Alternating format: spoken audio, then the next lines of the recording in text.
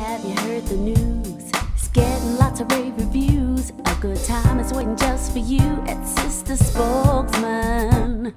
Girl, won't you send the facts? Drop on by, grab a drink and relax. Bring your business cards and we'll chat at Sister Spokesman.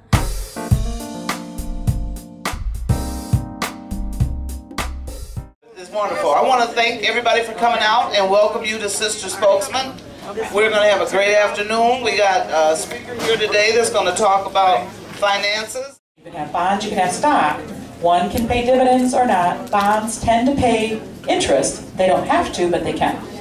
And then the last category there is usually cash, what we usually consider something that's very liquid. So that could be your savings, it could be your money market account. But those are the three basic types of investments. So there's different types of stocks, there's different types of bonds. Some are international, some are not. When you hear of a company, I mentioned a lot of the companies I've mentioned, like 3M sells around the world. But does anybody own a Samsung? Somebody might have a Samsung phone, a TV. They are an international company that's based in the Asia Pacific Rim. So they're based outside the US, yet they sell here. Our 3M is based here, but it sells outside the world. So a lot of companies sell globally. Now the next series of things I want to talk about is that when you're at different stages of your life, you have different needs. So a lot of times in your early part of your career, you accumulate, of course, a lot more debt. When will you stop paying rent and maybe buy a home? If you're in a relationship, married, or having a child, how many children? These are some things that we didn't necessarily always plan ahead for, but we needed to. As we get into our 20s, become more prevalent with our adult life. Have you heard the news? It's getting lots of rave reviews. A good time is waiting just for you at Sister Spokesman. But a lot of times, getting a lot of these decisions decided early in your 20s will affect what happens to you later in life.